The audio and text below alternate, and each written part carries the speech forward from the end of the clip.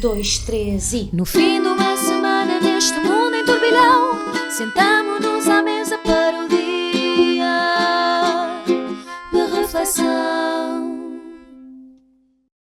Olá, sejam bem-vindos a mais um dia de reflexão aqui no MyGeek. Eu sou o José Paiva, já tenho aqui comigo o João Maria Joné, a Maria Escaja e o Zé Pedro Silva, que regressou. Olá. Olá. Volta. Sim. Muito obrigado. Sim. Parece que está aqui com incómodo, sim. Estou, porque é um regresso, depois há uma partida e é tudo. Sim. São muitas emoções. Okay. Certo. Vamos fechar já esse assunto ou deixamos para o fim? Você é que sabe, você é que ainda é moderador. Isso vai estar a pairar. Pronto, ok. Então, eu a semana passada disse que tinha uma novidade e a novidade é que eu me vou embora deste programa. É verdade. Ele está a dizer isto em tom de gozo, mas isto é verdade. Ao fim é verdade mesmo, é verdade. Vou usar uma expressão que eu gosto muito, que é vou abraçar um novo desafio. Eu ia perguntar se ias usar a expressão abraçar. Ao ser abraçado por ele? Sim, exato. Vamos ver, que ainda não vou dizer. Porque... Não digas.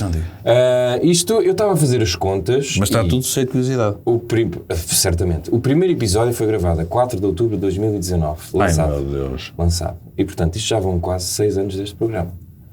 Mais de 200 episódios, 300 mil, estive a ver os números, que isto eu sinto um bocadinho como o Ruben Amorim. Deixei a equipa bem oleada, com quase 5 mil subscritores no Spotify, 300 mil streamers e geralmente no top 20. Portanto, eu não estou a dizer que vem um João Pereira, mas eu sinto um bocadinho o Ruben Amorim. Mas é isso, depois faço os agradecimentos. Me deixas à parte. Sim. Não sei se concordam, gostava que dissessem que sim. 6 anos de educação. Imagina, seria... 2 anos connosco. Não há comparativo, não é? A coisa do Ruben Amorim é que houve treinadores do Sporting antes dele. Epá, está bem. Ele foi melhor que eles. É sim, mas isso foi culpa do Zé Pedro que me desafiou em 2019 a moderar e depois ele achou que não devia trocar o treinador. A comparação com o Ruben Amorim é fraquinha, não é? Tipo... Não, eu até sou melhor do que o Ruben Amorim, não é? Porque não tem... Do... Ela está muito desconfortável. Estás mesmo sensibilizada, não estás? Nós estamos a tentar fazer um esforço tremendo para mostrar-nos magoados com a decisão. Mas por dentro estamos... Eu odeio fins de ciclo. Odeio. Qualquer que seja. Não, quando passares para o 10º ano. Normalmente odeio fins de ciclo. Odeio fins de ciclo. Também isso? Odeio fins de ciclo. O que é que querem que eu faça? Eu, por acaso, curto. Mas é fim de ciclo mais ou menos, porque o dia de reflexão vai continuar. Não sabemos. Está bem, mas é the end of an era. Certo. Mas reparas que ele não... Podemos só reconhecer no meio disto tudo que ele está a ser parvo, não é? Se ele é o único moderador da história, claro que é o melhor, também é o pior. Não, mas há mais. E nunca houve. Ponto, okay. Repara, nunca houve a intenção de. Eu moderei quando tu foste passear aos fiordes. É verdade. Eu falhei para aí, tive aquele mês de licença e ainda falhei para aí uns 4 ou 5, mas não. É verdade. Estive sempre. Fiz para aí 200 episódios. Sempre. Mas, é o meu projeto mais longo. Quem estiver a ver no YouTube vai olhar pelo teu aspecto e pensa que tu vais dentro. Tu apanhaste 15 anos. Não, atenção, não é nada ligado à área militar, nem de, portanto, show. Extrema-direita. Não, nem de extrema-direita, não. Depende é outra coisa. Apesar da camisa verde de tropa... Não, e apertada até cá acima. Apertada cá acima. Sim, não vou para nada disso e falarei vou fazer uma conferência de imprensa, como é óbvio. Sim. Anunciar o que é que vou fazer. Vai ver a tua mãe, claro. Mas que... Vai o quê? Vai ver só a tua mãe. Sim, obviamente. Pronto, vamos continuar. Isto não é sobre mim. Está dito, depois eu faço... Não, mas devia ser. Hoje devia ser só um episódio sobre ti. Não vale a pena. É pena que não com tenhas tanto imagens da sumo. infância. Sim. Uma música, um piano. Não, mas Isto é isto é quando a muito... pessoa falece. Isto é muito tempo. Não, para mas é nós tu quando estás a casa. falecer. Também não me vou casar. Ou seja, o novo desafio impede-me de estar aqui, no fundo é isto. Tens um novo desafio que te impede. Impede um Tanto bocadinho. que passámos aqui tantos obstáculos. Tantos desafios que ultrapassámos que também poderiam impedir-nos de estar aqui. acaso, E que o nosso Qualquer coisinha vão-se embora. Deixa estar. Por acaso foram, de facto, vários obstáculos. Então não foram. Foi. É que a malta não tem noção. E a malta não tem noção, sobretudo, o que é fazer um conteúdo deste género num país pequeno e com um mercado pequeno. Lá fora o gajo tem não sei quantos, uma pessoa até ao FOMO, uma pessoa tem medo de perder alguma coisa, porque há tanta coisa, parece o catálogo da Netflix. Será que eu estou aqui a perder alguma coisa? Agora é verdadeiramente difícil, não é? Porque não há assim... Agora vamos queixar um bocadinho, mas não há apoios, não há... O mercado é pequeno porque o país é pequeno, não é? Não, nós só conseguimos uma vez, e de certeza que vocês vão conseguir, é esse o objetivo, mas uma vez Graveto. Sim.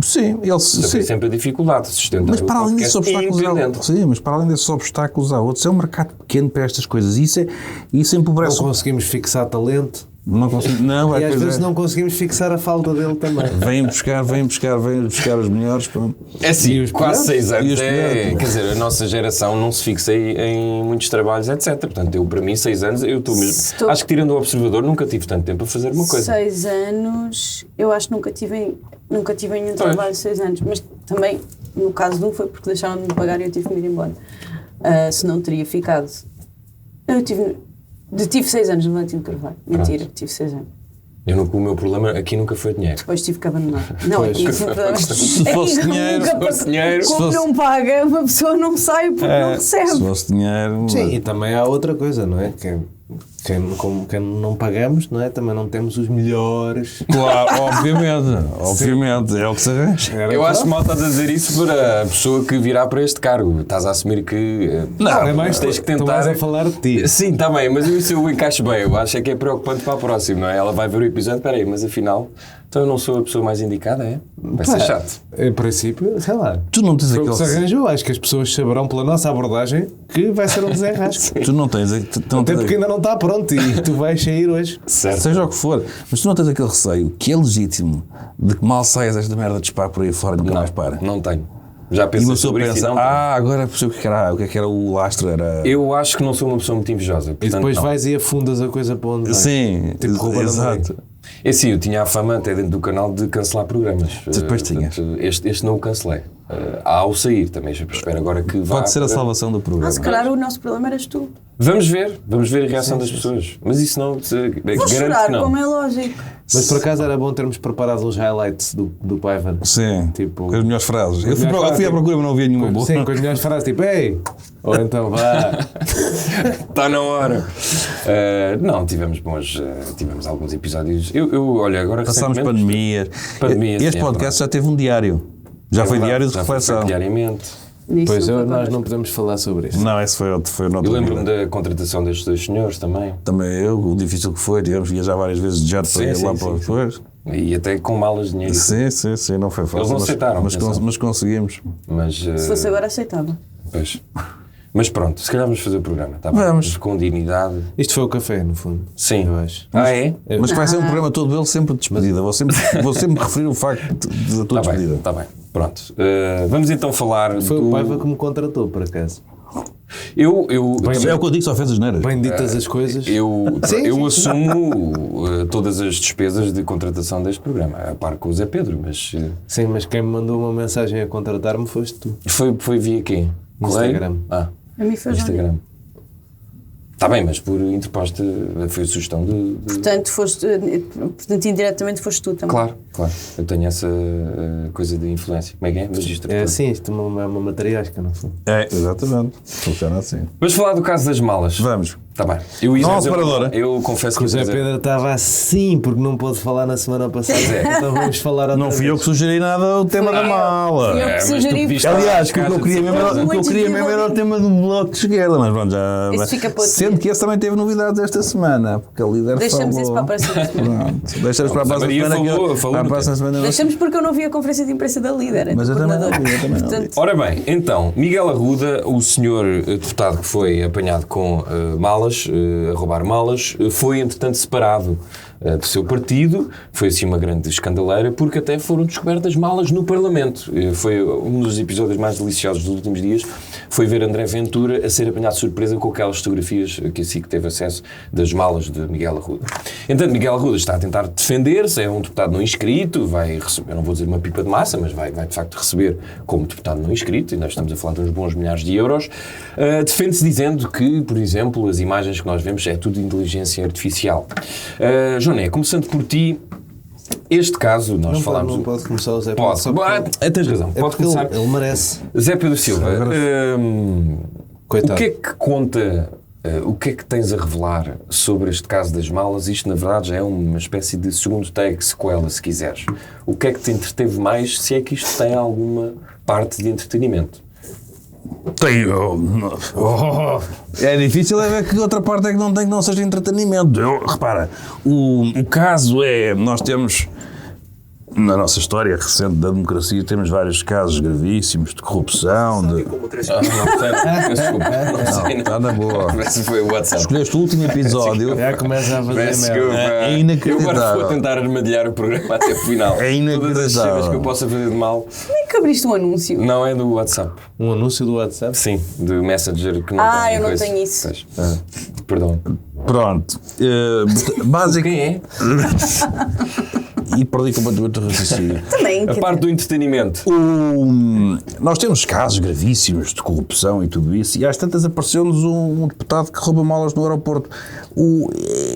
E o caso, portanto, só pode ser desse ponto de vista, pois há pontos de vista mais sérios, não é? O ponto de vista do Parlamento continuar a... Porque nós discutimos isto aqui, eu tenho andado a tentar lembrar-me qual era o tema. Bora, a gente ajuda. Não me consigo lembrar em que se fazia todo a imunidade parlamentar não pode proteger um gajo que rouba malas. Nós temos de ter o sistema tem que ser inteligente, não pode ser bronco.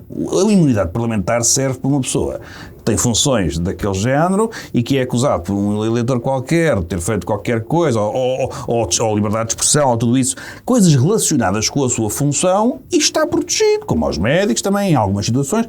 Isto faz sentido. Mas não confiamos na Assembleia da República para ver o óbvio e a imunidade parlamentar é levantada com tranquilidade, não é? Certo, é levantada, mas nem sequer pode. A única situação em que ela não tem que ser levantada é o crime em flagrante delito. Ora bem, o furto de malas no aeroporto não tem minimamente a ver com a função de deputado, portanto, a justiça Como é que não tem. sabes?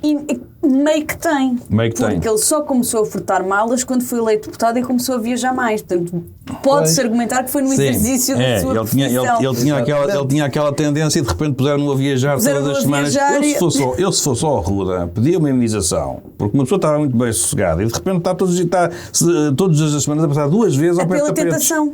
2, não, 4 vezes. O cargo para o qual ele foi eleito é o que promove a tentação de roubar Como malas. é óbvio. Mas, portanto, o caso, vocês com certeza falaram da parte divertida a semana passada, e eu sei que estamos no café, mas depois o caso tem as partes preocupantes e são estas. Se eu soubesse que tu não ias falar na parte divertida, não te tinha Estamos deixado no ir café, eu primeiro. nem lancei a tínhamos rubrica, mas convidado. sim. Agora um café. Ventura fez... Espera, posso... Podes. Vamos então ao café. Expresso abatanado, curto cheio ou pingado, duplo com cheirinho, sem princípio escaldadinho. E agora de volta ao nosso café. Sim, Zé Pedro. Pronto. Basicamente, Ventura consegue fazer uma cena que é... Eu ontem pareceu-me, com aquela conferência de imprensa que ele faz no Parlamento, consegue virar completamente o jogo. Vira o jogo completamente. E o que é mais engraçado é que deixam que ele vire o jogo, porque André Ventura, apesar de todos os seus defeitos, tem um que é esperto. Não disse inteligente, disse esperto. Eu tenho aquela esperteza um pouco saloia, mas que funciona. E ele virou o jogo completamente. Ele agora ele apresenta-se como vítima, mas que mesmo assim resistiu, portanto tinha ali um infiltrado que representa tudo aquilo que ele combate.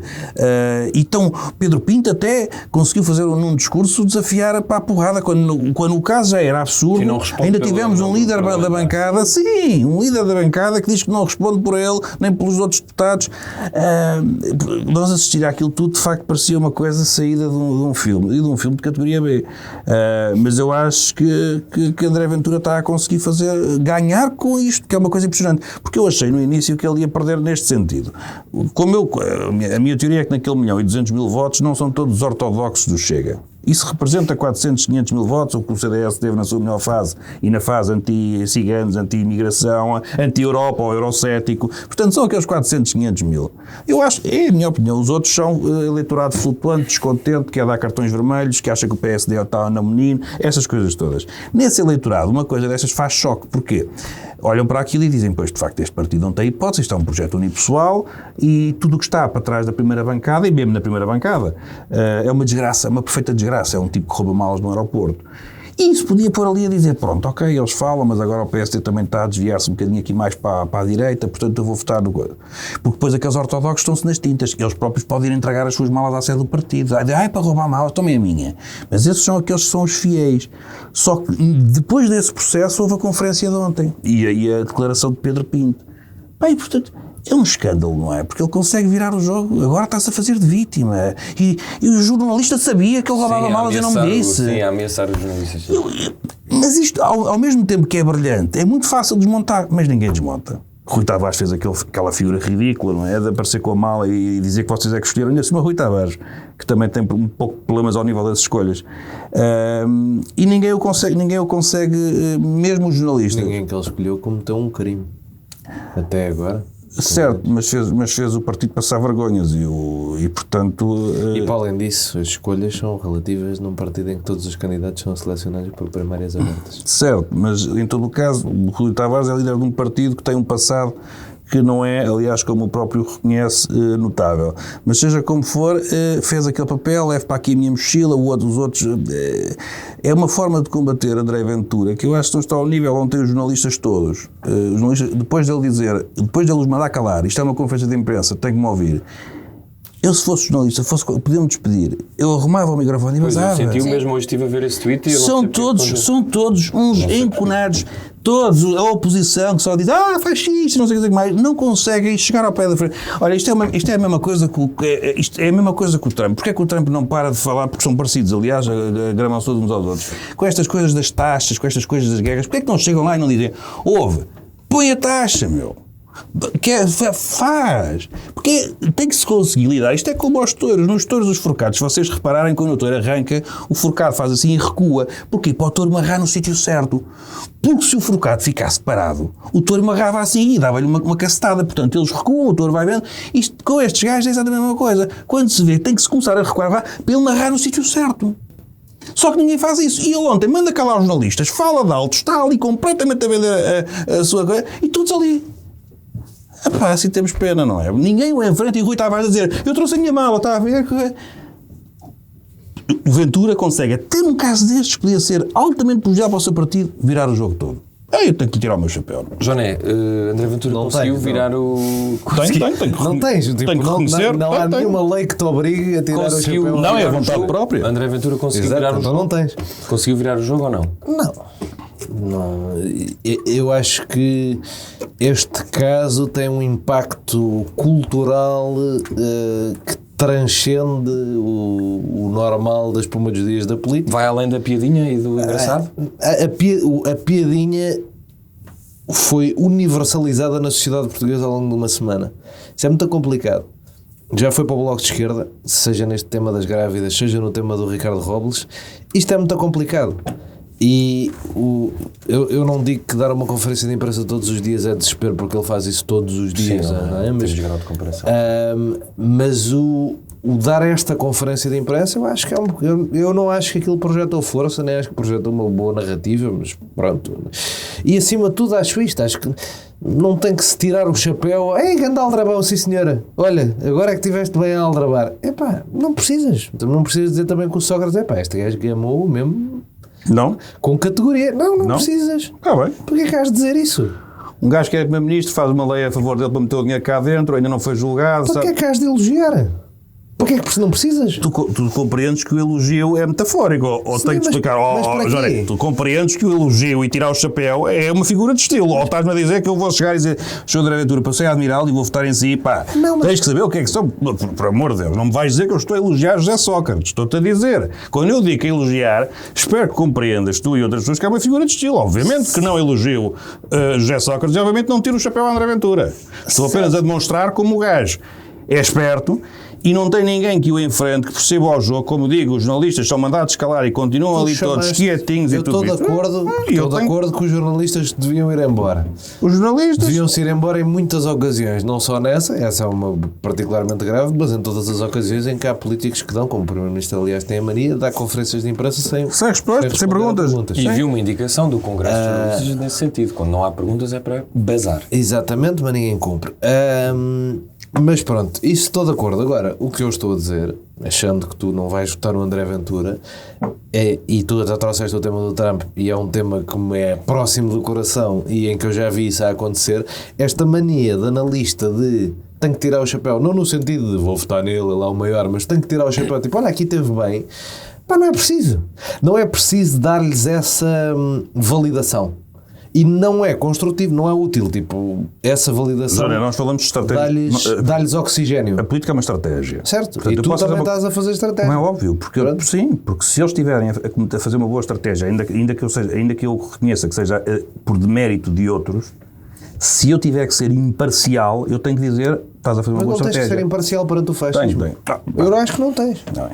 É a minha leitura. A estratégia de comunicação de André Ventura, como eu te digo, até num caso destes, em que ele consegue virar o jogo todo e neste momento já é na posição de vítima, que até disse aos jornalistas, então vocês sabiam e não me disseram, se eu não reconhecer que isto, em termos objetivos, é uma boa estratégia e que resulta, e em que as pessoas dizem, pois não foi ele que roubou as malas, e ele até assim que soube das malas, olha como ele se pôs logo em frente ao... Eles nunca fariam isso para ti.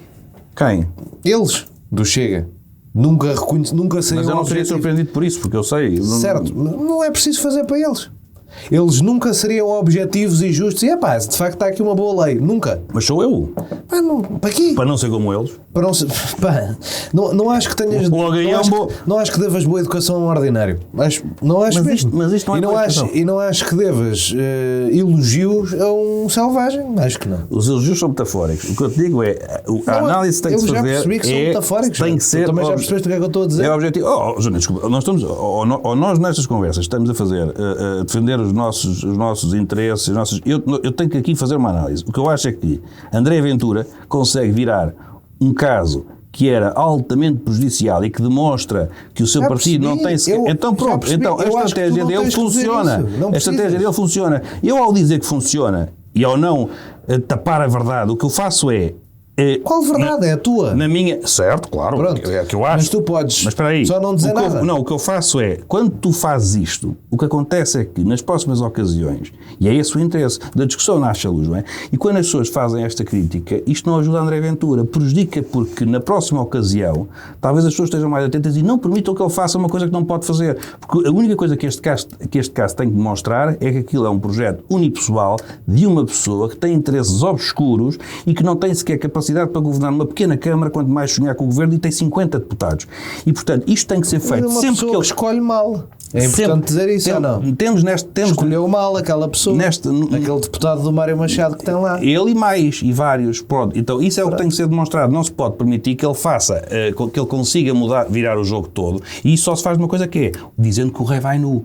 Se eu disser que o rei vai vestido, só porque estou a elogiar fascistas, não estou a conseguir fazer uma coisa que é combatê-los. Podias só não dizer nada.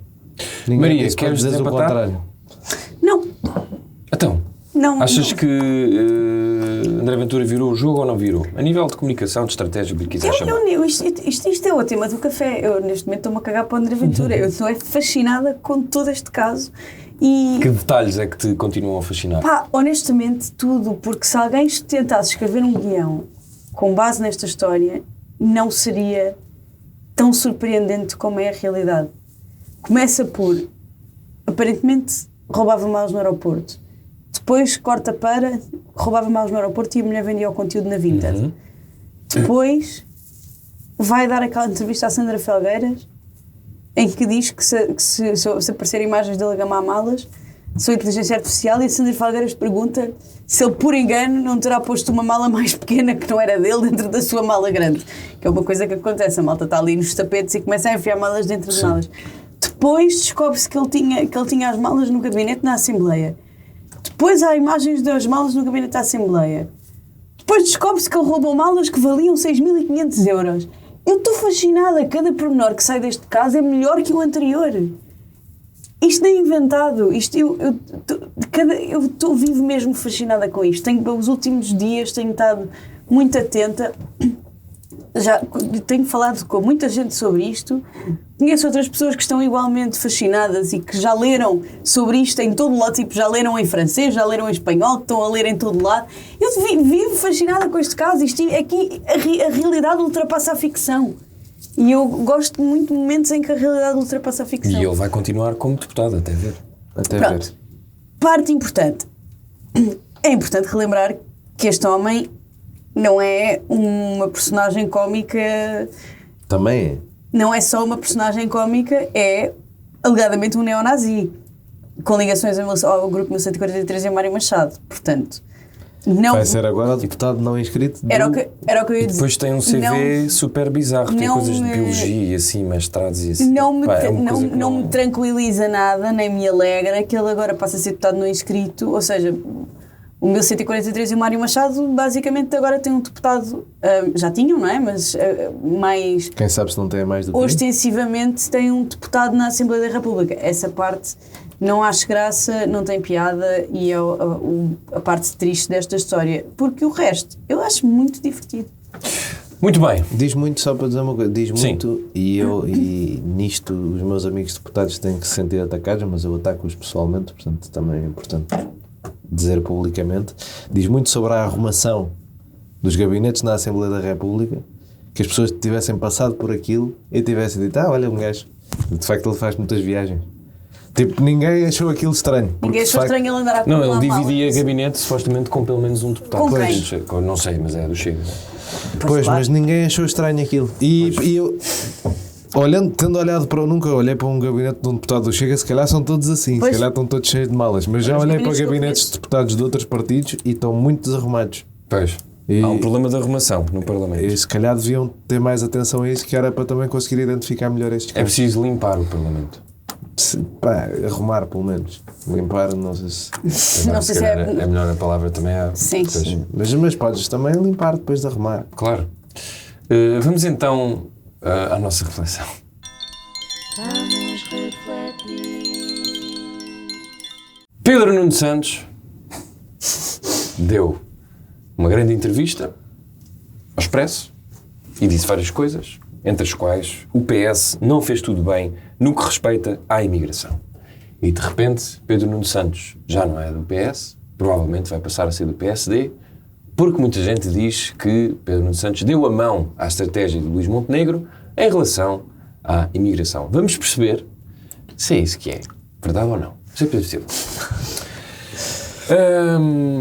Foi estranho ler esta entrevista e perceber que o radical Pedro Nuno Santos, afinal, provavelmente está mais de acordo com Luís Montenegro no que diz respeito à imigração do que se estava à espera. Isto é estratégia política, porque houve muita gente dentro do PS, até figuras mais... Eu lembro pelo menos da Ana Catarina Mendes, criticar esta abordagem. É o PS a dar razão ao PSD e isso faz sentido? É o Centrão a funcionar ou o Pedro Nuno Santos está completamente desnorteado e acabou de queimar possíveis alianças, não só dentro do PS como à sua esquerda? Pedro, Porra, que pergunta, meu Deus, isto realmente... Pá, olha, Sim, de facto foi péssimo. Eu vou andando. Repara, eu já disse. Mas Já tens de responder. Já defendi. Por respeito, essa é a uma parte, vez- essa é a parte má. O Pedro, eu já defendi várias vezes e mantenho. O Pedro, então, Porque Pedro Nuno Santos é um dos piores líderes da história do PS. Quer dizer, ainda não acabou o seu mandato. Podemos fazer um ranking assim. Qual é que é a competição? Há uns, se juntarmos uns que tiveram problemas extra políticos, Não, seria mais complicado. Isso é outra. Não, estamos Mas a falar como- como líder do PS. Como líder do PS, temos aquelas questões do Vítor Constâncio e tudo isso, mas enfim, mas Pedro Nuno Santos é um líder fraco, é um líder que é fraco por várias razões, não é? Há um sleeper mau líder do PS que é Mário Soares. Mário Soares não é um líder do PS particularmente eficaz. Bom, ele... Perde muitas eleições Isso sim. e é responsável por um desastre de legislativas. Sim, mas É daí- possível que, avaliando os 10 anos de mandato do Mário Soares como líder do PS, 10 ou 15 ou 12 aqui, aquilo seja das piores lideranças do mas PS, isso em termos de resultados. Só se for em termos de resultados eleitorais, porque de resto parece que o Mário Soares e outros, de facto, e outros que às vezes não são falados, mas têm uma função muito importante na fundação do PS e depois nem tudo o que o PS é. Mas vamos lá ao Pedro Nuno Santos. Eu acho que é um líder muito fraco. O poder dele emana do caciquismo, do controle das bases do partido, de coisas que não interessam nem ao menino de Jus. Não é um político brilhante, não me parece ser um homem particularmente inteligente, está ali porque passa os dias ao telefone e é assim que as coisas acontecem. Mas reconhecer que não se fez as coisas bem é positivo. Mas não é essa a questão, eu já lá vou. Eu acho que a entrevista é positiva. Acho é que a política portuguesa está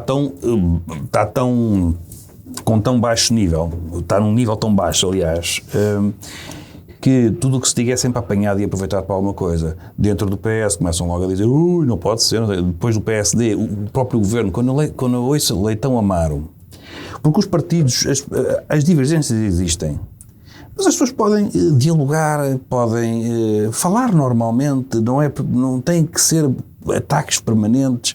Mas Pedro Nuno Santos diz o que disse na entrevista. Claro que o Expresso, enquanto continuar a fazer um semanário, não é? Não sei quanto tempo é que isso demorará, porque as manchetes vão... Isto é coisa da rede social. É aquela frase.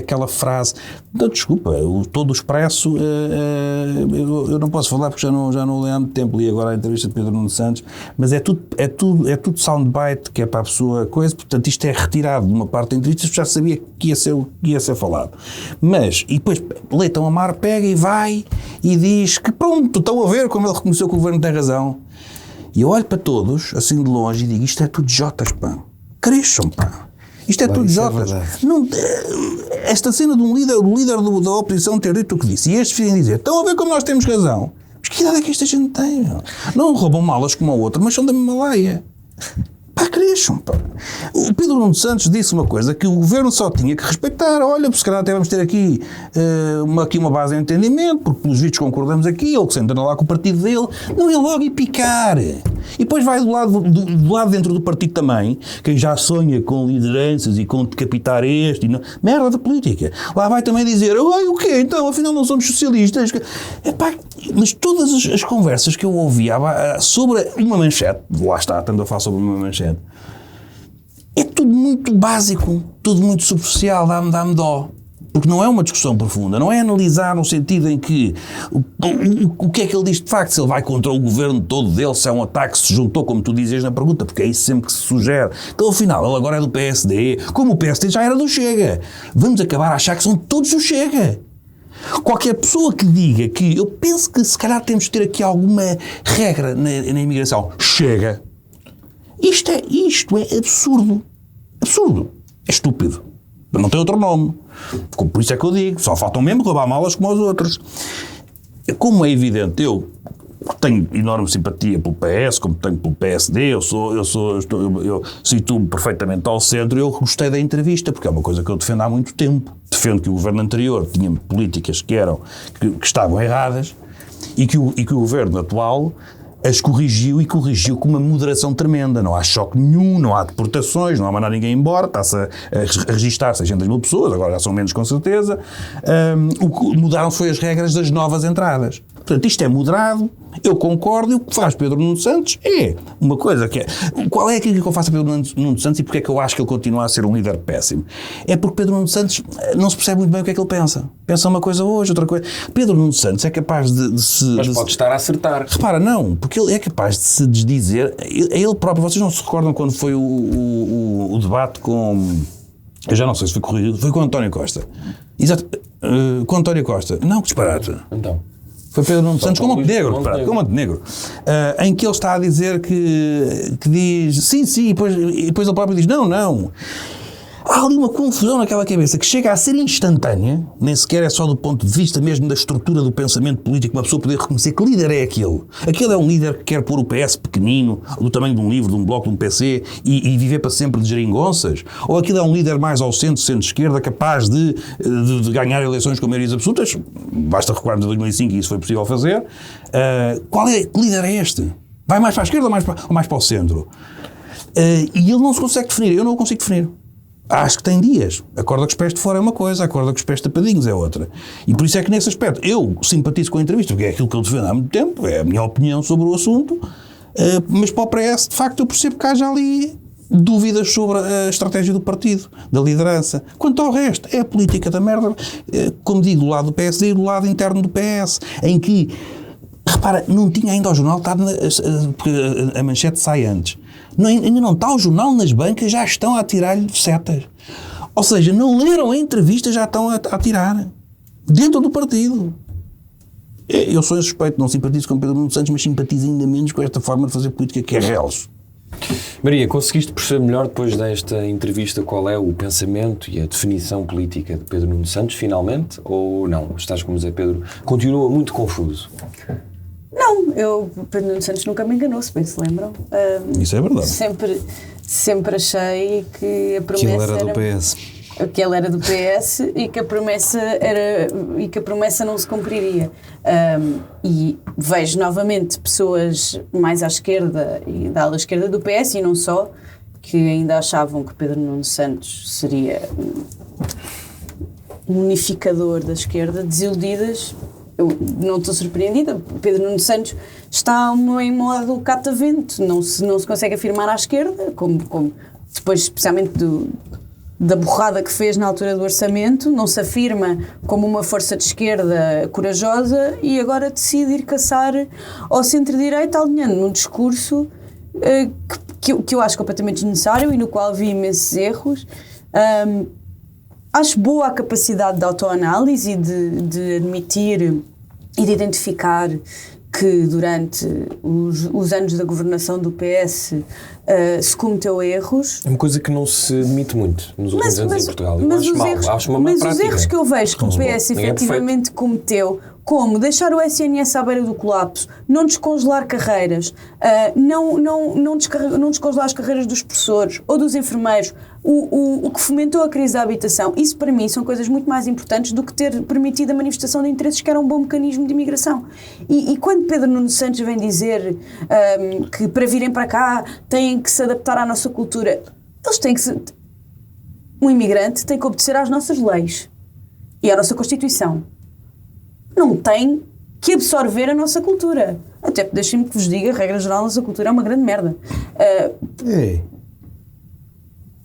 Gajos que batem nas mulheres, café com cheirinho a seguir ao almoço. Não é uma tradição portuguesa. Não é uma tradição portuguesa. É o crime mais criticado em Portugal. E não só. Olha, Teresa, e não só. Vou-me abster de rir disso, vai parecer mal. Pá, desculpem lá, da cultura portuguesa. O que é a cultura portuguesa? Tanta coisa. Fado. Sim. Ok, fado é fixe, Tanta mas, coisa boa. mas não vamos E tanta dizer coisa que má também, alguém não que digo vem que da não, Índia mas- tem que ir à mesa de frades todas as noites absorver a cultura portuguesa. Então eles estão lá. Até porque não têm dinheiro, estão a trabalhar porque não têm dinheiro para pagar o jantar na Estão mesa lá de nas frades. casas de Várias todas. coisas, o casamento, que a base cultural portuguesa é apostólica romana, mas tens outras coisas. Casamento? Sim, as mulheres conduzem, andam à frente dos carros, Mas isso são as nossas leis, não é a nossa cultura. mais frequente a nossa lei Qual é a lei que diz? permite- Qual é mais frequente a o lei casamento permite do que a que a violência doméstica. Não há nenhuma lei que diga que numa família não se pode entender que a mulher só pode andar atrás do carro e não pode conduzir. Isto Não, é uma lei que diga. antes pelo contrário. Isso é o livro- Mas isso é obedecer às nossas leis, não é absorver a nossa cultura. Não. A nossa lei permite que os homens e as mulheres tirem a carta de condução. Certo, mas tens muitas outras questões que são culturais, não é? Se tu achas que tirar a carta é cultural em Portugal, mais um exemplo me dás de uma cultura de merda. A cultura devia ser andar em transportes públicos e uma boa rede. Como eu te digo, isso e sentarem-se à mesa, tudo isso, isto é que é cultura. Culturalmente é isso, não é? Nós temos aquela ideia do... O Ministro Casa vai ser Eu cancelado. acho que das duas Foi o meu uma. último Das duas episódio. uma. Ou o Pedro Nuno Santos disse uma Pelos coisa portugueses. que não faz sentido, porque é impossível aferir o que é a integração cultural subjetiva das pessoas, ou a nossa cultura é má ou é boa, ou é o que seja. É um bom Não podes- debate. É não um bom podes- debate. Não podes defender as duas coisas, acho eu. Posso? Não podes Mas dizer Maria, que a continua. nossa cultura é identificável e que ele não pode defender que as Estou a pessoas dizer que as subscrevam coisas uma que eu coisa identifico da identificável. nossa cultura Mas a nossa cultura não é violência doméstica. também tem pelo coisas amor de boas. Deus. São os países todos do mundo, quer dizer. Sim, eu acho que Aliás, há há culturas em que eu há posso países que dizer. tratam um bocado melhor, pior mulheres do Não, claro e que que está há. na lei. E que está na lei, que não há qualquer tipo. Aliás, há Estados que apedrejam como tu sabes. Mas aí Não podes- voltamos a nossa- à a questão nossa de cultura, que apesar de os alguns imigrantes têm que obedecer Olha, às nossas Uma leis. pergunta. Se ele tivesse de integrar na nossa sociedade, seria completamente diferente. Certo? Sim. Pronto. Então, se Até, calhar o problema até é porque não. muitas vezes reivindica-se, têm que aprender a língua, e onde é que eles podem aprender a língua? Não é Mas tão deviam- fácil mas assim. deviam Pois poder- deviam, devia e poder ser. devia haver, Deviam poder- devia sim, haver deviam. mecanismos e devia haver a possibilidade destas pessoas, porque não falam a nossa língua e que vêm viver para cá, poderem aprender. A questão é que é muito difícil. Mas aí podemos falar de outros problemas, que é a forma como nós integramos os imigrantes. Para mim, isso é um dos grandes problemas, que é não integramos. Deixamos viver em condições desumanas, deixamos fazer simplesmente os trabalhos que não queremos fazer, até argumentamos que isso é uma coisa muito boa, porque senão quem é que nos vai entregar o McDonald's às 11 da noite? Ora bem. Não permitimos, não criamos condições para que possam aprender a língua, aprender a língua que é um fator... Mas eu concordo absolutamente contigo. Mas isso é um problema gravíssimo para o teu lado, não para o meu. Qual é a consequência se isso não for feito? Ou seja, tu dás as condições todas, mas não há aprendizagem ou não há capacidade. E, aliás, tens de ter noção que era preciso conseguir obrigar 600 mil pessoas, pelo menos neste momento, agora já são menos, mas a que tivessem que cumprir um teste de conhecimento. Eu não estou a dizer que é obrigatório. Então não há uma regra. Agora, tu não vais dizer que é 600 mil pessoas, nenhuma das pessoas quer integrar-se na sociedade. Não é isso que eu digo. Se tu dizes que temos que é importante que se conheçam a língua, então o Estado tem que chegar e tem que dizer só podes entrar se souberes a língua. Ou então se aprenderes num curto prazo de tempo. Então não é uma regra, então é só uma sugestão. Achamos que deve... Eu acho que devem ser criadas condições para... Pronto, mas não há obrigatoriedade. Não acho que seja obrigatório. Pronto. Eu que vivi em Nova Iorque conhecia muita gente que não falava uma palavra de inglês. Certo, mas tens consciência que se dessas condições para aprenderem a pessoa... parte da cultura de Nova Iorque, é uma boa verdade. Tens de ter consciência que para pessoas que trabalham, lamentavelmente, 18 horas por dia e que têm que começar a trabalhar no dia em que chegam, porque vêm já em situações muito más, ninguém ia para a aula de português. Portanto, isso é utópico, meramente. E muitos vão aprendendo, imagino eu, no dia a dia. Por isso é que eu estava a dizer, se há alguma consequência ou não, isto era uma pergunta mesmo e não tinha qualquer tipo de armadilha, ou é ou não é. Muitas vezes, naqueles cafés da moda, vejo muito mais imigrantes, não turistas, mas imigrantes a não querer falar português do que eu tenho um café ao pé da minha casa onde ninguém, e a ser quase exigido que fales inglês. Ninguém fala português. Pronto, eu acho isso... Eu uma vez fui lá e pedi uma torrada, eu disse, sorry, we only speak English. E eu tipo, putz... Eu disse que falo inglês, por acaso isso não me choca muito. Estamos no rato, bora... Um bocadinho. Tipo, eu não percebo como é que pessoas têm carta de condução e não sabem português, nem sabem... algumas coisas estão escritas, não é? Que eu saiba. Isso eu pergunto-me. Tipo, eu conheço imenso, mas olha... é um bocado básico, eu já me cruzei... Eu já me cruzei na vida com vários imigrantes, vamos dizer, de uma classe social bastante alta, que vivem cá e trabalham 2 horas por dia a criar conteúdos e que também não têm interesse. Esses não têm interesse nenhum. E têm tempo e têm meios. E também não têm interesse nenhum em aprender português. Portanto, o problema não é importante. O problema não é o pobre coitado do paquistanês que saiu de uma situação, muitas sabe vezes Deus o pobre do quê? coitado do paquistanês fala português e o pobre coitado do paquistanês quer aprender português e os gajos do café ao pé de minha casa não têm qualquer interesse e nem sequer aprendem a palavra torrada. Sim. E esses não são imigrantes pobrezinhos, te garanto. Sim, mas eu não estou a dizer o contrário. Para mim, aliás, isso justamente o contrário. Desde que fala inglês, para mim, está perfeito. Eu estou para ver quem é que vai dizer agora, quando não falam nem aos português nem bilionários que andaram a comprar casas com viscoto: olha, desculpa, tu tens que te integrar aqui na nossa cultura. Não podes trazer as tuas 7 mulheres para este palácio que compraste. Aqui em Portugal é só uma. Não, essa merda é para o gajo do Bangladesh que está a viver numa camarata com mais 20. Esse é que é exigido isso, porque para os outros não é. E portanto, não te desilude Pedro Nuno Santos e achas que isso lhe vai custar bem alianças à esquerda? Imagino que sim. Ilusões, eu acho Pedro Nuno Santos fraco e acho que cada vez demonstra mais que é fraco. Aquela arrogância dele e aquela intempestividade era uma máscara para quão fraco ele é. Portanto, estamos a assumir que uma aliança à esquerda é impossível. Eu não estou a assumir nada, eu não sou dirigente de nenhum partido, não tenho nada a ver com uma a tua sensação. Agora fala-se muito de sensações fala-se muito de agora sentimos. Qual é a tua percepção? Temos muitas sensações. Não sei, não tenho percepção sobre isso. Acho que estamos longe de um ato eleitoral que envolva uma aliança com Pedro Nuno Santos himself. Só se for com ele. Pode ser em Aveiro. Se acontecer, terei as minhas opiniões, neste momento não seriam nada favoráveis. Ok. Johnny. Estou como o PCP, só se o PS fizesse uma reflexão e uma meia-culpa. Pedro Nuno Santos está a recentrar a sua agulha ideológica ou não? Ou continua muito confuso? Eu acho que Pedro Nuno Santos tem um problema histórico. O que o Zé Pedro Silva diz das Jotas, eu identifico-me muito com isso. Pedro Nuno Santos tem um problema histórico com ser um bocadinho monotemático. E os líderes têm que ser um bocadinho mais abrangentes. E ele está sempre com a conversa das condições materiais e das condições materiais e das condições materiais. E as condições materiais são muito importantes, mas é bom que um gajo tenha ideias consolidadas sobre o que é que quer para o país no geral, porque é o líder. Se ele fosse o porta-voz do PS para assuntos económicos, que eu acho que era o trabalho perfeito, acho que um dos problemas da nossa política é esse. É como há dificuldades de recrutamento e há problemas de recursos humanos, depois as pessoas, como acontece às vezes nas empresas com estes problemas, as pessoas acabam em posições que não eram as delas porque tiveram que subir para algum lado, não é? Tal como o Luís Montenegro era um ótimo líder parlamentar do PSD e pronto, está bom. O Pedro Nuno Santos também era um ótimo porta-voz do grupo parlamentar do PS para os assuntos económicos. Sim senhora, ótimo, está bom, não é preciso subir mais, porque depois é preciso ter ideias sobre o mundo que esta entrevista prova para mim que ele não tem. Ok, nenhuma? Eu acho que ele não tem um pensamento consolidado. A própria conversa sobre a cultura, o abrir esta parte do discurso à subjetividade do que é a cultura portuguesa, não há ali uma proposta de política pública, não é? Lá está, se ele dissesse, bem, sim senhora, tem que se integrar melhor culturalmente estas pessoas porque isto está a ser um problema. Vamos lá ver uma lista de pedidos. Facilitar a reunificação familiar, não quero aqui 10 mil homens sozinhos e as mulheres na Índia. E os filhos também.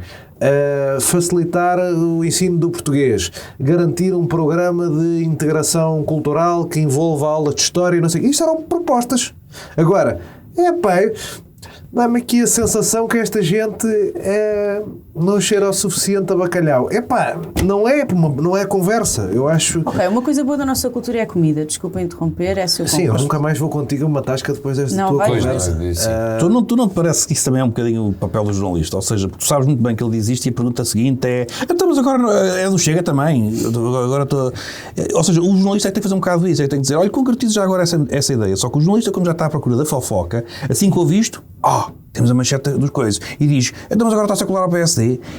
E portanto, eu não estou a inocentar Pedro Nuno Santos, também não parecia ter essa capacidade de facto de se explicar. Isso eu concordo. Eu acho que ele não tem uma lista de pedidos, claro. E depois esta coisa de...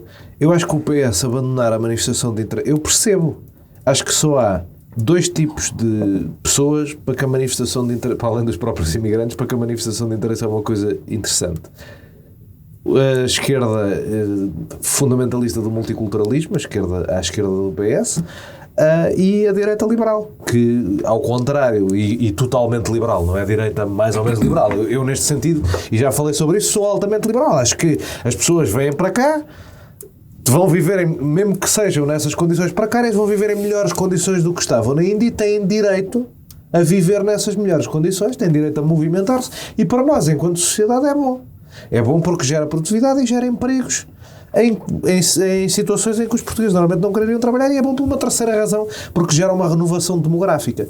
Agora, eu tenho há muito tempo a tese de que era importante para a Europa não se fechar nesta fase, porque nesta fase, se nós queremos, e eu tenho a preocupação, eu não sou um nacionalista, detesto nacionalistas porque acho que não dão boa imagem ao patriotismo, mas sou um patriota, e sou um patriota não só português, mas europeu. Eu gosto deste quadro de valores no geral e gosto desta cultura no geral, sinto-me bem aqui, sinto-me em casa, gosto de preservar. Parece-me utilitariamente, e a minha perspectiva é muito utilitariamente, que nós devíamos aproveitar, enquanto ainda somos 600 milhões, para deixar entrar pessoas, porque não vão entrar 800 milhões, não é? Entrar a quantidade de gente necessária para preencher empregos. As pessoas nunca emigram para sítios onde não há emprego. Precisam de trabalhar e de ganhar a vida. E, portanto, parece-me que esta coisa de bora fazer uma fortaleza agora para não deixar esta gente entrar, envelhecemos aqui todos e daqui a 40 anos, quando fomos metade das pessoas, lá vão ter que entrar em plano de emergência. Isto é que não vai permitir passar a cultura. Porque enquanto nós fomos 10 milhões de portugueses com uma cultura mais ou menos homogénea e entrar 1 milhão de imigrantes, este rácio está bom para os aculturar. Quando isso for 5-5, já não está. Portanto, eu tinha a preocupação de, lá está, ter programas pensados para isto. Acho importante as pessoas aprenderem a língua, acho importante tentar gerir um bocadinho no território, porque acho complexo tu de repente, pronto, sou um liberal, portanto as pessoas fazem o que lhes apetece, mas acho complexo tu de repente teres comunidades em que havia 7 gajos portugueses do Alentejo e de repente aparecem 85 indianos. De repente aquilo já é uma comunidade de indianos em que há 7 gajos do Alentejo, não é? Isso cria problemas, naturalmente. Portanto, isso é tal organização, não é? Deixa-me só dizer que, por exemplo, perguntaram-lhe se via apresentar legislação sobre, por exemplo, o respeito pelas mulheres, etc., e o que é que distinguia no governo relativamente à imigração. E ele disse: não é um verbo de encher, é uma sinalização. Na política não é tudo legislável, mas é muito importante que determinadas mensagens sejam passadas. Isso para mim é um tema, porque vamos lá ver uma coisa. Sou todo a favor que venham, e venham muitos, mas eu sei bem quem é que vem. Eu falo com estas pessoas, não ando aqui, eu falo com estas pessoas da Índia e do Paquistão. No outro dia estava no Bem Formoso, há lá um café muito engraçado que tem 500 imagens o tema do café é o ex-primeiro-ministro do Paquistão, Imran Khan. Epá, que é uma pessoa politicamente complexa, mas não é de todo tão complexa como o Narendra Modi, que se eu falar com aqueles indianos todos, e falo com os indianos que lá estão, adoram-no. E o Narendra Modi é funcionalmente, na minha leitura, um fascista. E, portanto, há também essa preocupação de... Se há preocupação, e eu acho que bem, de tentar desradicalizar células islâmicas ou células de islamismo radical ou células de terrorismo de extrema-direita ou o que for, também devia haver uma preocupação cultural dessas coisas. Tipo, olha, as mulheres são para tratar desta maneira. Nós tratamos tão bem. Epá, melhor do que eles. E a nossa legislação é completamente A nossa legislação é completamente diferente. E há muitos anos. E o número de casos é completamente diferente. Estou a falar da legislação. O número de pessoas também é completamente diferente. Sim, mas o número de casos per capita de violação é completamente diferente. Então só estou a dizer que nós também não os tratamos bem. Não estou a dizer que tratamos tão mal. Eu acho que é preciso incutir. Nós temos uma tábua de valores, nós temos uma Constituição. Temos uma Constituição até bastante progressista. Não estamos a falar de países progressistas, principalmente no caso do Paquistão e do Bangladesh, mas também um bocado no caso da Índia. E, portanto, vale a pena, e também um bocadinho no caso do Nepal, vale a pena nós ensinarmos a Constituição, explicarmos porque é que nós defendemos as coisas e doutrinarmos um bocadinho. É engraçado que tu acreditas mais nesse trabalho do que, por exemplo, quando é relativamente a pessoas que votam no Chega. Aos votantes do Chega não tens tanta esperança que... Não, eu acho que a minha esperança para os votantes do Chega era a escola. Como eles não prestaram atenção, eu também queria oferecer a hipótese da escola ao imigrante. Okay. É mais isso. A minha esperança é... Não estou a falar a sério, é verdade. Está certo. Eu gostava que eles na escola tivessem olhado para aqueles livros de história e pensado, bem, esta merda do fascismo de facto corre muito a mal, os gajos perdem sempre e não sei o quê. Mas não. Também eu muitas vezes culpo a falta de tempo no currículo de história, não é? Como tu tens só, hoje em dia, foi das coisas mais estúpidas da Troika, como se cortou a quantidade de tempo de história que os alunos têm por semana. Depois, não deu para ensinar tão bem os fascismos. Quando chega ao fim do módulo, não é? O fascismo é o fim do módulo do 9º ano, é o fim do módulo do 12º. O professor já andou ali a despachar e chega ao fim do módulo, já ninguém está a prestar atenção, já não deu para chegar. Se calhar foi isso. Acho que é uma possibilidade. Ora bem, vamos continuar na... agora ia cometendo aqui um... Comete, podes não cometer comete tudo. nada, não comete, não. Ia fazer cometo. o que Passos Coelho fez, que foi ligar a imigração com a criminalidade. Não. Eu ia dizer que vamos continuar na criminalidade. Porque está aqui a palavra criminalidade. A imigração ilegal é Porque... crime, não é? Nice save. Porque... e depois ainda temos que ir... Está bem, vamos ver se vamos. Porque foram revelados novos dados, diria, preliminares da PSP, que diz que há uma descida de criminalidade em Lisboa. José, Pedro, Silva e outros nomes a acompanhar. Carlos Moedas está irritado. Ele não aprecia estes números. Gostava de outros. Às vezes acontece, não é? Como o Guterres pensou, também se baralhou com os números. Há, portanto, uma inaptidão política para lidar com números. É. Porquê é que Carlos Moedas não quer que Lisboa seja uma terra com pouco crime? É meio estranho, achei um pouco estranho. Esta pergunta é mais fácil, agora facilitei um pouco. Não, essa agora parece-me que eu consigo responder. O Carlos Moedas, eu já não sei muito bem o que é dizer, porque aquilo que nos últimos dias disse sobre a matéria não lembrou o diabo. Eu no episódio em que discutimos esse tema, pensei, e disse-o, penso com honestidade, apesar da minha antipatia por Carlos Moedas, que o Presidente da Câmara deve ter mais informações do que eu, do que até a mesma imprensa, do que a polícia já não. Mas tem informações, portanto, na altura o que eu disse foi, se o Presidente da Câmara Municipal de Lisboa, ou de qualquer outra, fala em matéria de segurança no seu concelho, eu tenho um dever, se não tiver nenhuma outra razão para desconfiar dele, posso não concordar com ele politicamente, mas desconfiar já é outra coisa, já tinha que ter outros indicadores, e relativamente a Carlos Moedas, enfim, acho que é mais fraco politicamente do que propriamente desonesto. Portanto, tinha que lhe dar esse crédito e dizer, bom, o homem é Presidente da Câmara, ele tem informação. Agora, perante estes dados da PSP, acho que... Preliminares. Certo. Eu acho que ele devia ter esta coisa do eu conheço pessoas... Eu falo, desculpa, ele diz, uma coisa são as médias, outras são os casos concretos. Pois, e eu percebo, porque como eu tive uma situação relativamente recente ali na zona da Estrela Campo de Ourique e falei com 4, 5 polícias em várias ocasiões e todos me disseram que estava um descalabro, e atenção, não me disseram nada que estava descalabro por português ou do Bangladesh ou paquistanês, não foi nada disso. Estou a falar em termos de comunidade, não me identificaram quem era as responsabilidades. Disseram era que estava de todo, sobretudo no comércio, não era tantas as residências, como nunca tinham visto. Eu também tenho essa experiência, mas aquilo foi dito por naqueles polícias, aquela esquadra de Campo de Ourique, que não representa a cidade toda, que é um bocadinho maior do que isso. Portanto, o Presidente da Câmara dizer isso, dizer que vocês é que não falam com as pessoas, eu também falo. Agora, portanto fiquei um bocado nesta de saem dados que são preliminares, mas que já dão uma indicação, e insistir nisto de vocês têm que andar a perguntar na rua. Parece um bocado esquisito e, portanto, acho que Carlos Moedas, em mais um tema, está a sair de pé, está-se a perder completamente. Está é lamentável. Hoje ouvi dizer que ele estava a aproveitar para não se falar de outros problemas graves em Lisboa. Portanto, já está em campanha. Mas acho que não vai-se falar à mesma. Quer dizer, a cidade está um esteiro que toda a gente sabe, está esburacada, está... Não, eu lamento imenso insistir nisto, mas Carlos Moedas é um péssimo Presidente da Câmara. Eu já disse e repito, foi o que disse aqui da outra vez. Perante a candidata do PS, aí já estou em dizer que uma vez que Carlos Moedas não tem maioria, se calhar uma pessoa diz, olha, agora faz lá 4 aninhos então com a maioria para ver o que é que isto vai dar. Mas isso era preciso controlar todo o eleitorado para se conseguir, sim. Não tem maioria, mas também ele diz que está sempre a ser travado e não está. Não está, pronto, enfim, não está nos orçamentos, não está nessas coisas. É verdade, mas pronto. Mas o que eu te digo foi o que eu disse aqui da outra vez, portanto não vou estar. A questão é, para vir a Alexandra Leitão, para no primeiro dia de Câmara dizer, está tudo errado, vou andar aqui 3 anos a limpar isto, para ouvirmos outra vez a mesma conversa, ou menos que este cavalheiro faça então o que diz que consegue fazer, porque até agora nada... E, portanto... Há 3 anos e meio a dizer que não consegue fazer nada, porque no mandato anterior...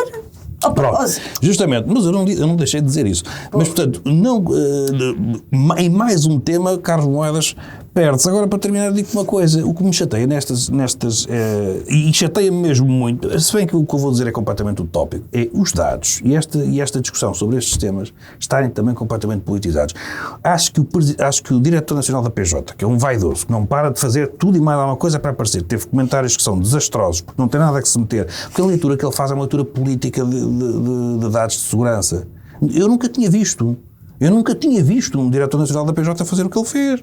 Não sei se ele também quer concorrer. Eu acho que o Diretor Nacional da PJ quer um dia ser como o Almirante Gouveia Melo, alguém que será Presidente e que todos os portugueses admiram.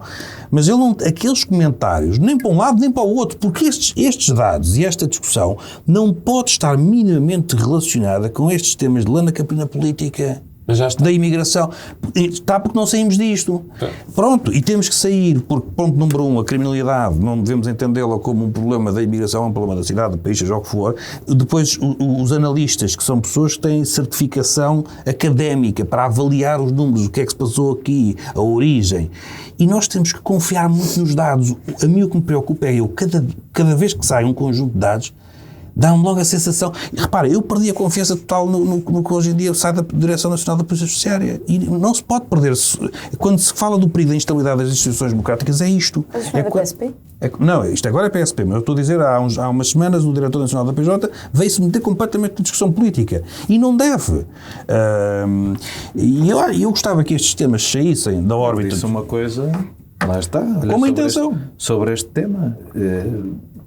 toda a gente a fazer perguntas sobre se indostânicos aumentou o crime e o gajo diz, nem aparece na estatística separado, tipo, Nem sequer são há 125 de outros, e nem Paquistão, nem Nepal, nem Certo. Índia têm uma categoria própria. Mas são faz uma leitura tão que poucos que são. certo, mas Acho que isso é uma coisa normal de um gajo. Se lhe fazem uma pergunta, o gajo diz: olha lá, a gente nem sequer tem uma categoria para isso. É o residual que isso é. Eu acho que isso é. A resposta dele deve ser objetiva em termos de. Não, porque a própria comunicação, a própria imprensa queria ali tirar-lhe nabos da pulgar, dizer, então, mas estes são os indostânicos, são não sei o quê, e ele aí dá uma resposta que é não, nas nossas cadeias estão. Mas há ali um discurso preparado que eu entendo que não deve ser um diretor nacional da Polícia Judiciária, e como digo, nunca tinha visto, fazer esses comentários sobre a origem do crime. Tem que ser, porque nestas coisas convém que seja o mais frio e objetivo possível, porque qualquer coisa que se diga que não seja fria e objetiva vai ser dar aso a interpretações e a leituras de entrelinhas. Não só por quem está com boas intenções, mas também por quem está com más intenções. E, portanto, o que era, sobretudo, fundamental, importante, era que estes dados tivessem sempre uma base. Eu não tenho razão nenhuma para desconfiar dos dados da PSP. Aliás, sobre o que se passou no Martim Muniz, eu tenho dito desde o primeiro dia dos encostados à parede que não se pode dizer que tenha sido uma polícia racista e xenófoba, seja o que for, porque apesar de ter levado a cabo aquela ação, não deteve um único imigrante, identificou ou deteve um cidadão nacional. Não, só os deixou 2 horas encostados à parede. São questões diferentes. Isso foi uma operação que podemos criticar. O que eu estou a dizer é que se a polícia tivesse motivações Por acaso não criticaria a polícia naquela operação. O próprio governo diz que aquilo, o próprio primeiro-ministro vem dar a entender que aquilo é uma coisa que ele pediu. Eu criticaria o primeiro-ministro, não a polícia. Uma polícia racista, xenófoba e tudo o que quisermos, tivesse motivações e grupos lá infiltrados e tudo isso, posso-te garantir. Mas isso tu sabes que tem. Espera aí, posso-te garantir que numa operação posso-te garantir que numa operação daquelas iam uns 10 dentro e com coisas terríveis nos bolsos. Isso é o que faz uma polícia corrupta. A PSP levou a cabo aquela ação e... Racista e corrupto são coisas diferentes. Não, mas corrupto é isto. A polícia... Corrupto é isso, exato. Racista não.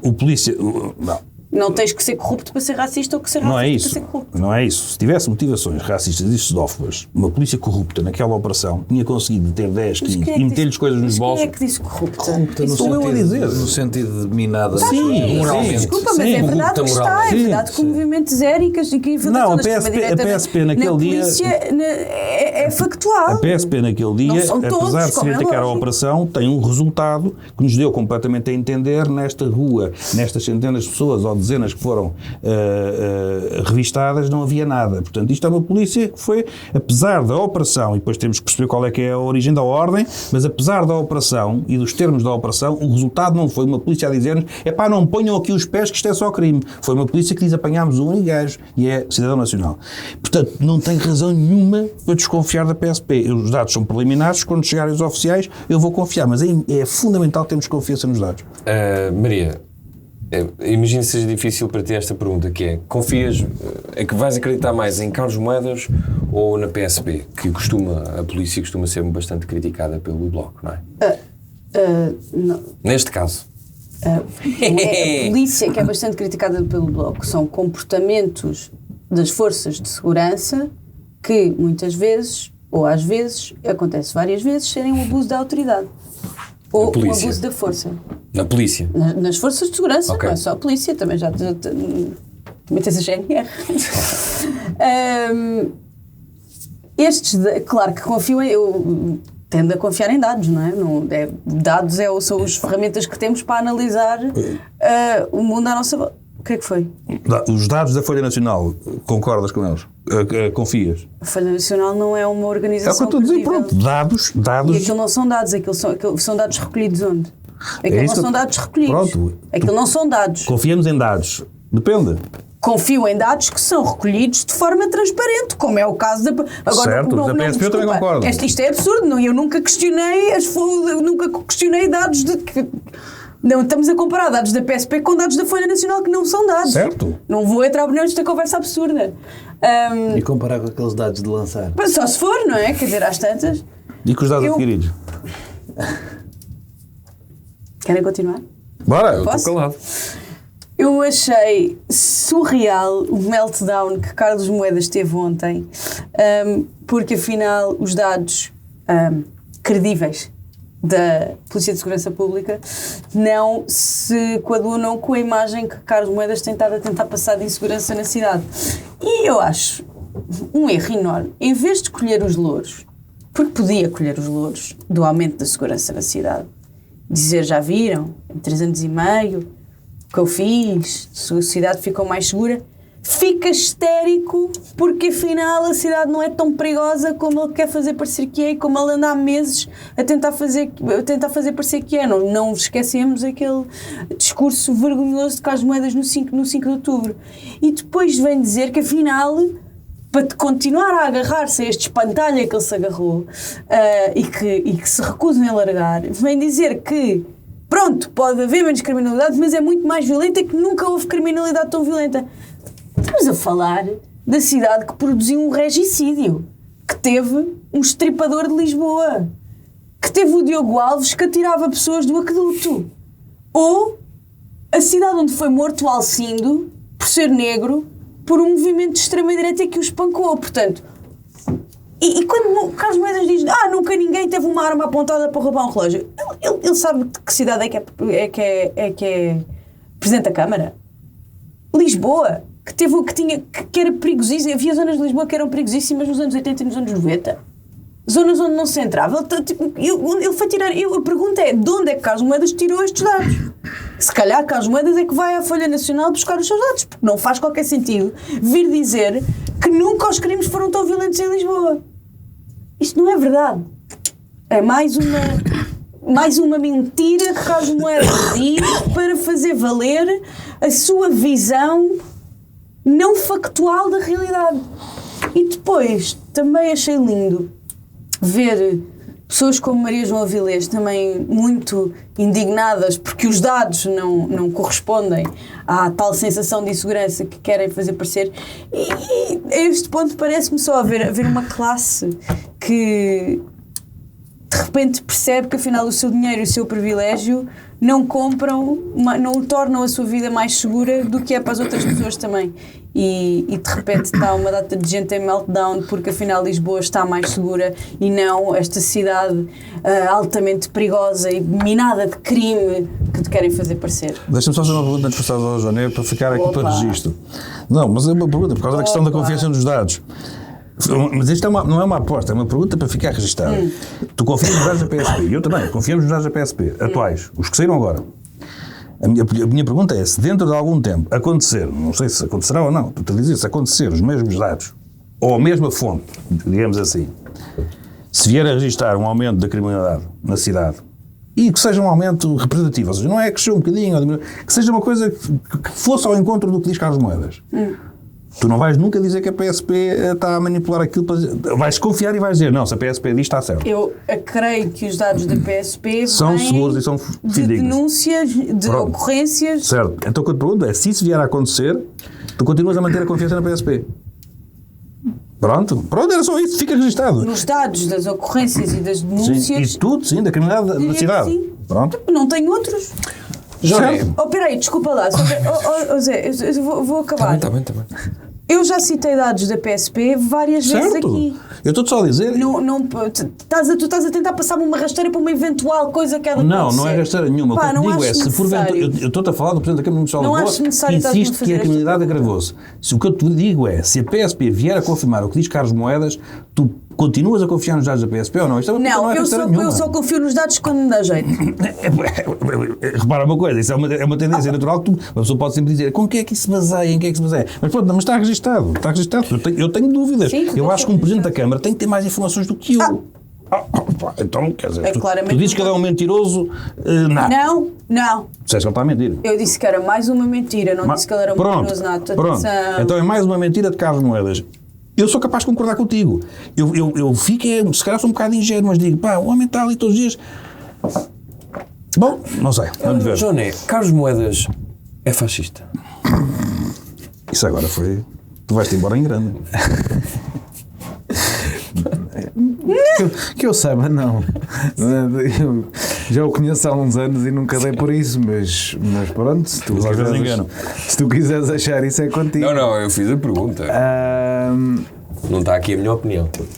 Eu de facto confesso a minha perplexidade, porque se eu fosse o Presidente da Câmara da Segurança e se de repente a segurança aumentasse no penúltimo ano do meu mandato, eu dizia impecável. Olha o que eu fiz. Sim, senhora, aqui está. Carlos Moedas esteve preocupado com a segurança e ela, pumba, desceu. Se era verdade ou não, mais ou menos indiferente. É assim que a política funciona. Infelizmente ou felizmente, a política são os resultados imediatos que acontecem nos nossos mandatos é que determinam a viabilidade dos mandatos seguintes. E, portanto, não percebi a reação, não percebi a conversa, não percebi a coisa. Consigo eventualmente perceber que a coisa de redução de 12 pontos percentuais de criminalidade, mas apenas 10 pontos percentuais de criminalidade violenta, sustente marginalmente a lógica de que a criminalidade violenta, como proporção da criminalidade total, Na relação das duas. é maior. Coisa, ainda vou aí na matemática, sou de humanidades, mas esta ainda apanhei. Ele disse que era engenheiro e portanto, estava a topar aqueles números.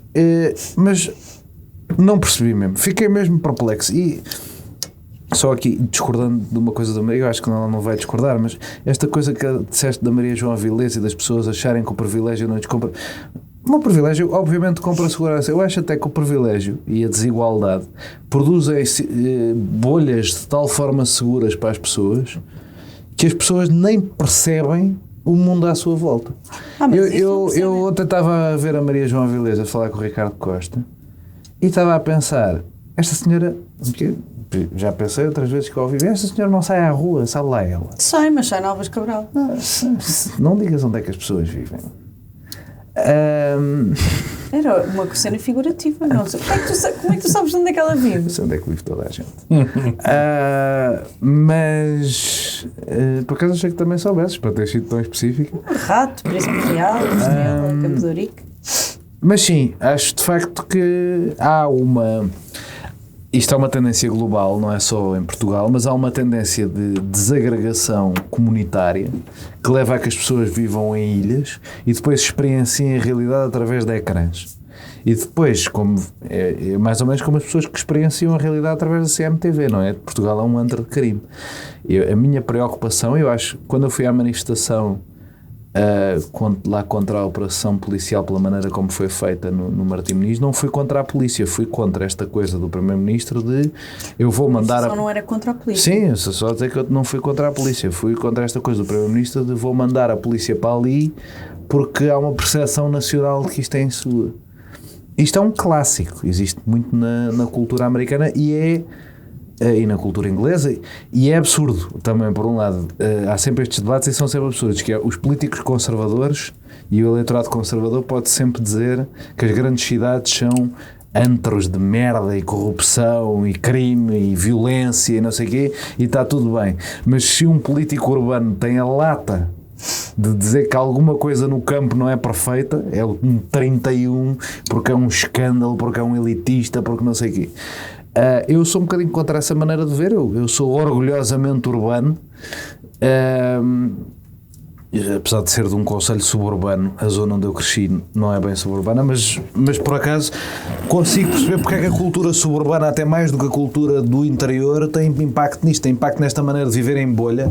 Gajo que entra em casa na garagem e sai de casa na garagem e não interage com o mundo para além de entrar no escritório e sair no escritório e entrar na casa, na vivenda e sair da vivenda.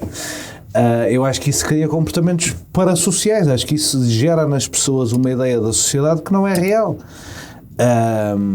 E acho que fazia falta às pessoas saírem à rua para se calhar perceberem que... Eu não digo que seja totalmente... Houve agora uma reportagem na RTP sobre a noite em Lisboa, sobre o Caixa de Sereia e o Bairro Alto, cheio de ângulos e coisas a abanar e não sei o quê. Eu já saio à noite em Lisboa há 7 ou 8 anos, né? Foi um bocadinho tarde, mas nunca achei tão... Na pandemia, se calhar, às vezes, para ver pouca gente, às vezes parecia um bocadinho inseguro, mas nunca achei tão seguro como acho hoje. Se calhar tenho cuidado com os sítios em que vou no cais, não sei o quê, mas estamos a comparar com o que o Cais de Sereia era há 20 anos? Ou o que o Bairro Alto era há 20 anos? Eu acho que as pessoas se calhar estão com um bocadinho de dificuldade neste distanciamento. Os problemas de droga que havia, eu vivo ao pé do Casal Ventoso, os problemas de droga que havia e que há hoje em dia, os problemas de... A quantidade de zonas da cidade em que não podias passar comparado com o que podes hoje em dia, tipo, acho que não estamos mesmo no mesmo campeonato. E, portanto, esta conversa da insegurança, eu acho que basta fazer. Muito rapidamente. Sim, muito rapidamente. Sair à Deixa-me rua. dizer uma coisa, porque eu acho que não sei se aí está a ser um bocado injusto, as pessoas não saírem à rua. Não percebo o que tu dizes e claro que há pessoas que têm mais essa experiência diária. Eu acho que isto é a opinião de suburbano. É. Acho que uma pessoa que viva na cidade não se sente hoje mais insegura que uma pessoa que vivesse na cidade há 20 ou 30 anos, antes pelo contrário. Eu vou-te dizer porque é que eu acho, e a seguir até vou falar na tua cidade, só porque é que eu acho... O moderador não te vai deixar fazer isso. Só porque é que eu acho que Carlos Moedas pode ter alguma razão e os dados podem. E quando estavas a falar da questão da eleitoral, não sabes até que ponto é que ele não tem uma informação qualquer que perto das eleições há outros dados e que teremos que confiar se a fonte for a mesma. Portanto, quando tu dizes, ok, ele agora podia estar a dizer a cidade está mais segura, eu sou Presidente da Câmara, eu tenho alguma influência nisso, apesar de não controlar a PSP. Mas sim, mas podia ter essa coisa. Nós não sabemos o que é que em cima das eleições vai acontecer É porque o nessa discurso matéria. dele até foi algumas vezes, olha, de facto é uma cidade segura, temos que ter cuidado com isso, temos que preservar isso. Mas deixa-me agora só dizer, eu não tenho a menor das dúvidas, agora é um bocadinho só de choque para acabar isto, eu não tenho a menor das dúvidas que a criminalidade violenta aumentou. Não tenho, na cidade. E em Cascais, por exemplo, por uma razão simples, isto é um dado, não preciso ler dado nenhum nem estatística nenhuma. Por uma razão, porque há de facto muitas pessoas, como o Carlos Moedas diz, e é verdade, que não apresentam queixa. Há estrangeiros, por exemplo, que fazem uma coisa muito simples, que é, vão lá para os seus seguros e tudo isso e não querem cá essas questões. Eu vou dar um exemplo, a partir do momento em que, ou vou explicar, aliás, a partir do momento em que a cidade de Lisboa e Cascais, toda a região, até o país quiser, até a Comporta, olha, a Comporta é um bom exemplo, nunca houve tanta criminalidade na Comporta, nunca se roubaram coisas tão caras na Comporta. Porquê? Porque a Comporta há 20 anos tinha uma barraca. Lisboa tem hoje uma riqueza na rua, não é? Que não tinha. Na Avenida da Liberdade nunca passearam tantos Rolexes. Isto é um facto. E atrás da riqueza vai a criminalidade, isto é óbvio, em qualquer parte do mundo. De facto não se assaltam zonas, sei lá, eu agora não se assalta, ia dizer o quanto quanto. é que aumentou de certeza porque o PIB roubado é maior. Não há menor dúvida, há mais riqueza. valor. Em Cascais, que eu ainda lá residia, explicaram-me, e era alguém que com certeza não se estava a basear em percepções, há uma riqueza hoje em dia em Cascais que não havia há uns anos. Nomeadamente do Brasil e tudo isso, estamos a falar de fortunas em Portugal, um rico tem 100, 200 milhões, no Brasil tem 20 mil milhões, portanto são outras riquezas, não é? Por isso é que o rico em Portugal tem o Ferrari, o brasileiro rico tem os helicópteros. É uma escala completamente diferente. E a partir do momento em que essas pessoas se deslocam-se também a criminalidade organizada, como é óbvio. Isto é um movimento natural e, portanto, as coisas, alguma vez aumentou muito nos últimos anos aquela questão dos sequestros com pessoas em casa, que era uma coisa que Portugal não tinha muito, porque isso é uma criminalidade organizada. Uma coisa é o assalto, tu sais para almoçar e és assaltado. Isto é o assalto básico, não é? Pois há o outro que é com as pessoas em casa, isto já tem, já são grupos que estão organizados. Essa criminalidade veio para Portugal por uma razão muito simples, porque há uma riqueza que não existia há 20 anos. E, portanto, essa criminalidade, sem sombra de dúvidas, eu falei há bocado dos Rolexes na Avenida da Liberdade, porque é um caso de facto que eu sei, lembrando disto, porque o João estava a dizer que as pessoas não saem à rua. Um casal de brasileiros, ele ia com um cachucho gigante e entraram no Uber, os criminosos, não faço ideia de que nacionalidade eram, nem sei se eram chilenos, se eram do Bangladesh, se eram portugueses, é uma comunidade lá está organizada, porque vê as coisas e não assalta ali, na Avenida da Liberdade, foram atrás do Uber. E depois já num sítio muito mais tranquilo, roubaram. Eu sei disto porque o senhor brasileiro que tinha uma data de relógios valiosíssimos vendeu-os todos.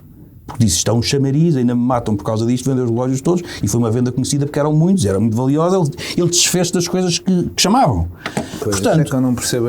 e este senhor não apresentou queixa, ou seja, isto é uma coisa como que é que as histórias valem mais do que... Porque atrás da riqueza é óbvio que vem criminalidade. Isto não tem nenhuma origem, não tem nenhuma origem de nacionalidade. Atrás da riqueza, onde há riqueza, há assaltos. Assaltam-se orivesarias e em Marbella não se assaltam, olha, onde estamos agora aqui. Porque é como é. Porque a criminalidade organizada que vive disso, e falamos de lucros de milhões, vai atrás de onde andam estas Acho que coisas. tens que ligar isso à desigualdade também, à capacidade de ação da polícia, são várias coisas. Não é só a riqueza, a criminalidade. Não é? Manhattan não é o sítio com mais criminalidade organizada do mundo.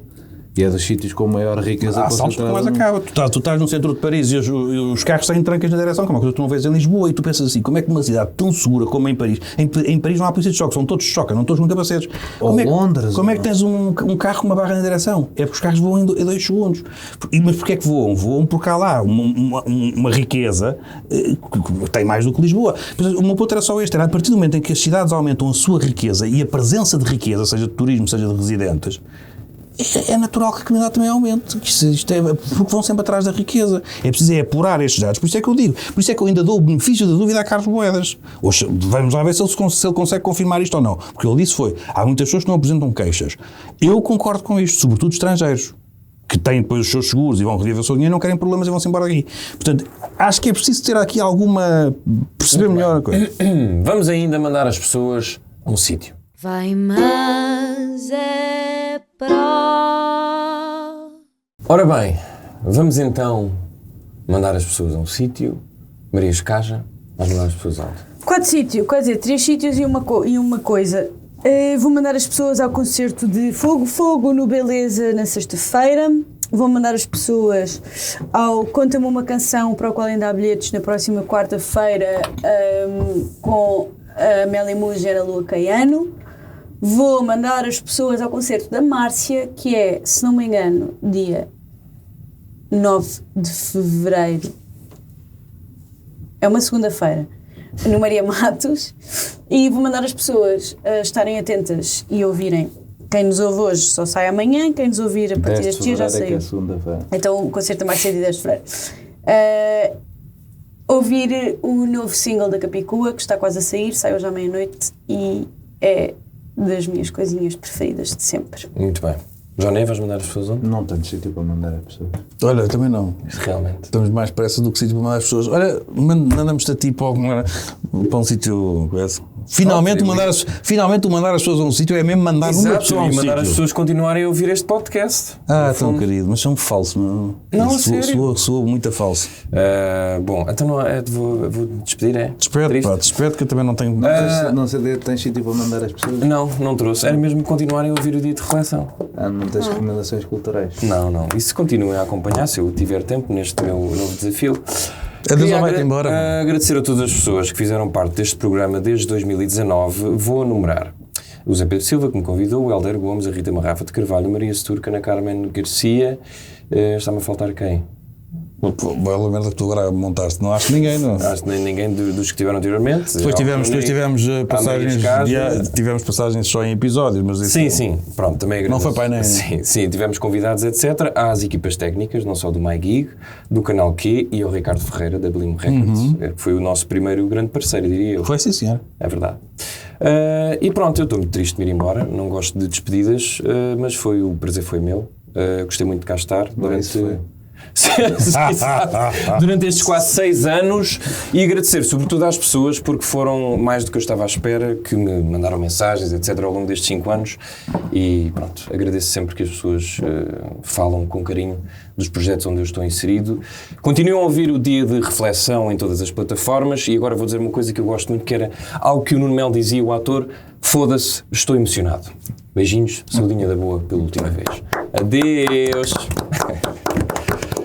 Beijinhos. Está feito. 1, 2, 3 e... No fim de uma semana neste mundo em turbilhão, sentamo-nos